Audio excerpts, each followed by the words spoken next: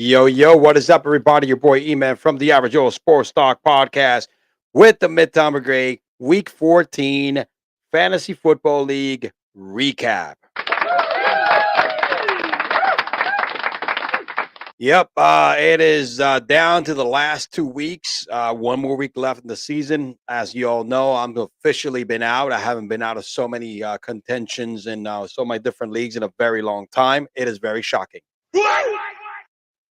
But without being said, I got a lot of my league mates what I'm going to react on who are busting it up. This league is competitive as hell. It's we got 12 teams battling for well now more like 6 teams battling for $1,200 first place price. Which means a lot. We got some guys who are in the bubble right now who have gone hot as of late. I'm going to react to every single matchup this past week. However, I'm also going to give you the breakdowns to see where we're at, man, and also how does the playoff picture looks like. Without further ado, let's get this started. All right. Sorry that I missed last week, but your boy's been a little busy, man. You know, it's Christmas. Oh, let me turn back here. Let me turn back the time. And of course, we got to start with your boy, the league's whipping boy. I just changed my name from my original name, which is Garbage Man, because I've been the league's whipping boy this year. It's not fair. I should be in contention. But anyway, I may have had probably the upset of the year. Maximus, who clinched a playoff spot, who's still in first, but is battling for that first place spot because his first place is going to be at the line, life, up his life next week. And we'll hit that right now. Maximus 9-4, clinch playoff, playing for the top spot for that bye week. Face me, and I completely annihilated him. Look at that, 165 to 112. I'm going to finish 4-9, probably 5-9, because I think I'm going to upset another dude this week. And Big Dog will hit that right now. But man, listen, brother, I had some bye weeks, man. Your boy had some bye weeks. Jordan Addison, Devontae Adams. All right, Schultz was injured, but it doesn't matter. Went ahead and started Cortland Sutton in my bench. I had a deep team this week, man. I have a deep team. Unfortunately, guess what, man? I've lost some close games. I have faced, and I'm not keep crying, but I have faced the top scorer of the league 5 different occasions. So guess what, man? That would have been 4 wins. And I actually got some stupid decisions that I made anyway. No more crying. But look, I annihilated my man Maximus, my cousin. Look, Trevor Lawrence, even leaving early, had 31 points. Derrick Henry, 26 points. Breeze was one of my lower. Even Logan Thomas putting 2 points. It didn't matter. Chargers defense. This is my second time I stream them this year, and they've given me double digits twice. That's all right. So guess what? Pickup defense of the year. I'm gonna give myself that pat on the back. You know what I'm saying?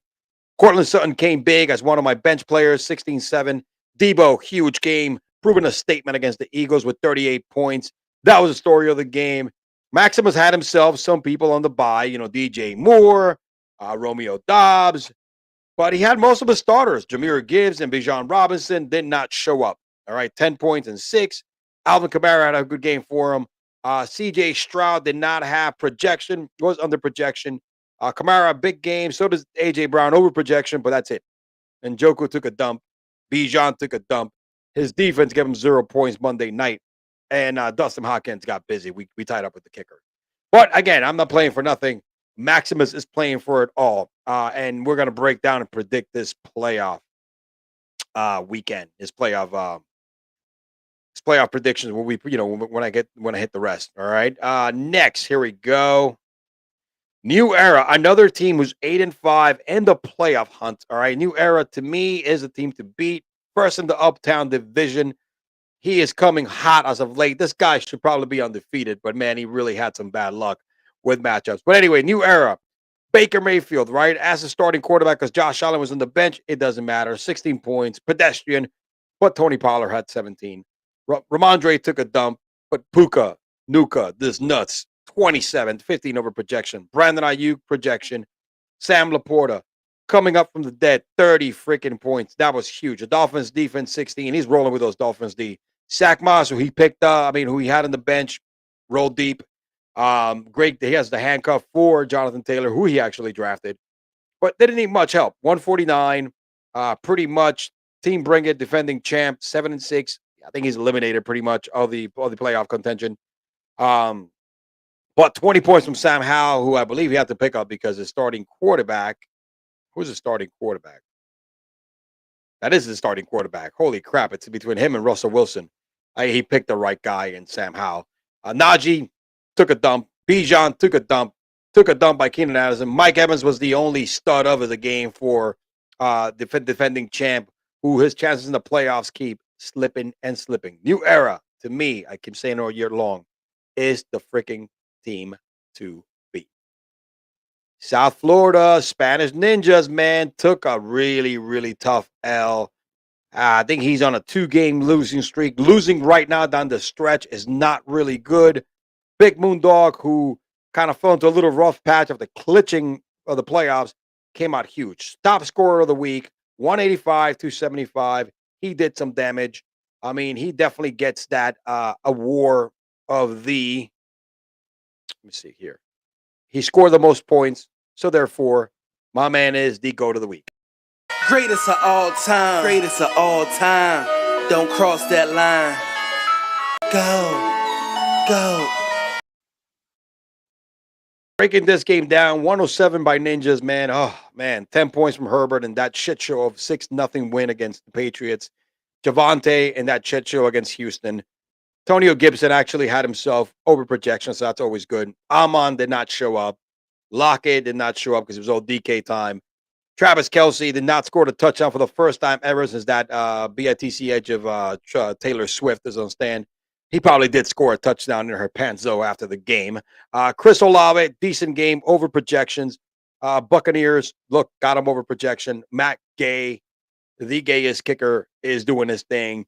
14 points, 6 points over projection. That was actually shit. Matt Gay was actually second highest scoring player. The kicker was highest. That's how you know you had a bad day. When your top 2 scoring player is your kicker, is one of them is your kicker, you got issues. On the other hand, Big Moondog, man, even though Jalen Hurts was a little banged up, still had 28 points in a really, really rough game. Rashad White, over projection by 419. And of course, Jamar Chase last night blew it up. 35 points. I mean, this guy right now getting hot for the playoffs without Joey Burrow is going to be a huge part of Big Moondog's playoff run. DK Metcalf, game of the year, 41 points. Wide receiver 1 in fantasy. The Jets with 15 points. I mean, come on, man. It was just ridiculous. Look at Evan Ingram with 23 points. Right now, let's take a look at his bench. Brandon Cooks on his bench. He traded this week. He traded Rashad White, and he traded for Rashad White. So he traded away, I believe it was Dak Prescott to Gallimard, and included Rashad White because he said he needed some running back. Which look, this week it paid at 19 points. It also paid for I think for Mr. Gallimard. So he got himself and Gardner Minshew in exchange. So he got himself another backup quarterback and Rashad White. So far he needs some running back help, like he says, and I think maybe Kenneth Walker hopefully comes back from injury and throw him in the mix in there to replace AJ Dillon. But for this week, it paid out for him because he scored over projection. But again, Big Moon Dogs is destined to get one of the top 2 spots. Maybe he may get upset next week. All right, here we go. What do we got next? We have South Florida. All right, Grey Goose and Gallimard on Wednesday. Gallimard on Wednesday has been coming up strong. He is 41. He had a great game, 145-95. He great game by Dak Prescott, who he acquired from Big Moondog. Dak Prescott was his key acquisition. Huge trade. This right here, after losing a starting quarterback in Joe Burrow, this is exactly, I think, a $1,200 trade. This might be the one that edges him on. Kyron Williams is back-to-back great games. CeeDee Lamb, that's a serious stack right there. Stacks like this in the playoffs are the ones that gets you the victories. Calvin Ridley did not show up, but it didn't matter because Christian Watson, who got hurt again, Dak, Kyron, and CeeDee Lamb was all it. All right. In regards to Grey Goose, just like me, man, another tough player, 3-10. Not enough to say. Patrick Mahomes, I think he has called it quits. Montgomery, who started hot for him. Mostert did not have a great game. Waddle and if Waddle and Mostert don't go off, there goes his lineup. And that's exactly what happened. Cooper Kupp on the bench with 15 points. I mean, at this point, he really doesn't care. Charbonnet on the bench. At this point, he doesn't care either. So, hey, it is what it is. Goose season has been long gone, just like mine. But Galamad on Wednesday is in the bubble. And guess what? He is a dangerous team right there next to New Era. I don't want to face Galamad with Dak Prescott playing hot and CeeDee Lamb in the same squad. That's crazy. And let me tell you something. Kyron Williams is gonna be getting the football. Team Broadway, who's also eliminated 4-9, got destroyed by the Mad Beast, who's also has been eliminated of the playoffs. So dumpster fire game of the week was right here because none guys have nothing to play for. At the end of the day, Gino had his best game of the year, giving the Mad Beast that huge victory. Austin Eckler, DeAndre Swift. All right, you got Nico Collins with 35 points, Devontae Smith 24. The Falcons defense came up huge with 22. In regards to Team Broadway, man, Pickett, who has been stinking it up all year, did not do anything. Bright Light was ATM has been consistent all year long. Ford has done what it does best. Devontae Adams can suck a cock. Curtis Samuel, actually, great pickup. He picked him up most likely. I don't know if we had him. We picked him up with the waiver wire. I did in other leagues and had a really good game. Jake Ferguson with 19 and 10 over. Cowboys defense disappointing with -3. Usually they'll score like 15 or 20. On the bench, nothing to look at, just like this team and mine. But again, the Mad Beast out of it, 2-time second place champ. Now, a game that had a lot of implications. Rico and Vicious both coming into the day at 7-5. Rico edged them out by 10 points. He's 8-5. Now puts Vicious in the bubble.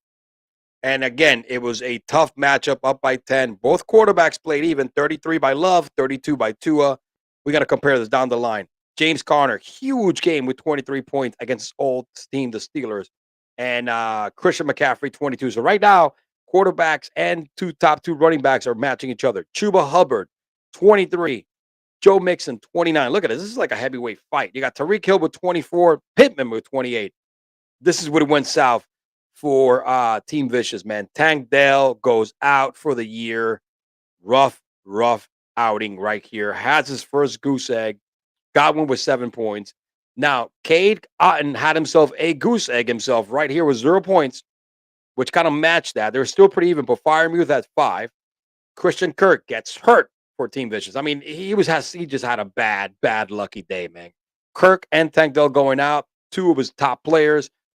That's what gave Team Vicious the victory. Because if you look at it, everything else was just dumpster fire. 2 goose eggs, 2 zeros here, man, due to injuries. Really sucks. And the Browns realistically got their asses kicked.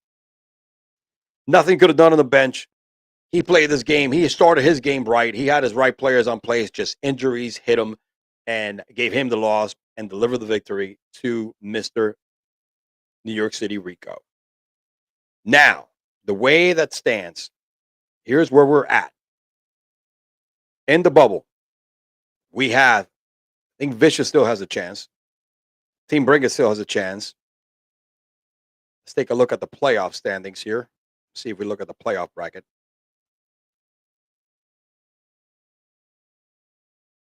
Right now, this is the way the playoffs will stand. Rico against Galamot, South Florida against Ben Boondog, and New Era and Maximus with the bye week. So with that being said, I think Vicious has a chance. Brinket has a chance to sneak in there.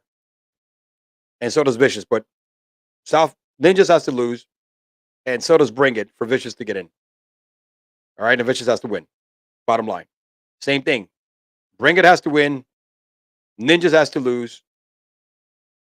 Vicious has to, and he'll get in. For Ninjas, he has to win outright. If he wins outright, he's in. If all 3 teams lose, Ninja gets in. That's the implication for that final playoff spot right now. There's a little bit of play here with Rico and Galamad. They could move up and down, 5 and 4th seed, whatever the case may be. That's what you got going on right now. Let's take a look at this week's matchups. Boom. Here we go. Forget me and Moondog. I could upset Moondog. He could finish 9-5. It could affect the seeding. Big game between Vicious and Bring It. Huge game right now, man. That's playoff implications right here. Galamad and Maximus. Huge implication positions right here for Galamad and Maximus. And let me see. I think Maximus he still has enough points. He should be able to take that division. New Era and Broadway is father against son. It's going to be an ass whipping by New Era. He's going to solidify this #1 seed in the Uptown division. South Florida Spanish Ninja has to win and is playing a really soft team in Grey Goose. This is probably a W. Ninjas might stay in the hunt. he probably will be the 6th team. Rico, he just needs to win just to solidify and just, stay in the mix. So all you have is rankings right now. The only playoff implication is South Florida, Spanish Ninja, Team Bring It, and Vicious. 2 has to lose, 1 has to win. So in other words, they all have to win their games to get in, but some of them have to lose. Ninja's the only one that, if everybody loses, Ninja gets in, like I said. But Bring It has to win, and Vicious and Ninjas have to lose. Vicious have to win, and Ninja and Bring It has to lose. I'm sorry. Bring It has to win. Vicious and Ninjas have to lose. Vicious have to win. Bring It and Ninja will lose. That's where we're staying. I know it's kind of complicated, but that's where we're at right now.